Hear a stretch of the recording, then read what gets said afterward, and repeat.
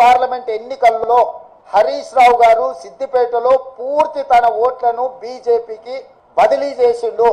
ఈ రోజు బీజేపీని గెలిపించడానికి చంద్రశేఖర్ రావు గారు ఒక దురాగతానికి పూనుకున్నాడు అని అంటే ఈ రోజు మనం అర్థం చేసుకోవాలి. మెదకులో రఘునందన్ రావు గెలిచిండంటే దానికి ఎవడో ఎల్లిగాడు మల్లిగాడు సపోర్ట్ చేసిండని ఆ ఉత్తర మాటలు మాట్లాడిన పెద్ద మనిషి ఎవరంటే మొత్తం ప్రపంచం అంతా చూసేటప్పుడు పట్ట పగలు నోట్ల కట్టలతోటి దొరికినటువంటి దొంగ రేవంత్ రెడ్డి అని సమాజం, టీవీలు, పేపర్లు, ఛానళ్లు 10 ఏళ్లు ఘోషించినాయి. నేను అడుగుతున్నా, సొంత ఊర్లో ఎమ్మెల్సీ నిలుపుకోవడం చేతగా లేదు, పెద్ద పొంకనాలు కొడతా ఉంటాడు. జయ జయ హే తెలంగాణ జననీ జయకేతనం అనే పాటను గుర్తించే సూరత్ లేదని చంద్రశేఖర్ రావుని నిండు అసెంబ్లీలో నిలదీసిన ఒకే ఒక ఎమ్మెల్యే ఎవడంటే అది రఘునందన్ రావు తప్పితే ఇంకొకరు కాదు. టీఆర్ఎస్ పార్టీ నాయకత్వం మీద రఘునందన్ గత 10-12 ఏళ్ల నుంచి రాజీ లేని పోరాటం చేస్తుండనేది మా మెదక్ జిల్లాలో చిన్న పోరని అడిగినా కానీ చెప్తారు. నేను ఎవరి దయాదాక్షిణ్యాల మీద గెలవలే. మా భారతీయ జనతా పార్టీ బూత్ అధ్యక్షుల దగ్గర నుంచి మొదలుకుంటే మా మెదక్ పార్లమెంట్ పరిధిలో ఉన్న ప్రతి కార్యకర్త తన్ మన్ ధన్ పెట్టి రగన్న గెలవాలని కొట్లాడితే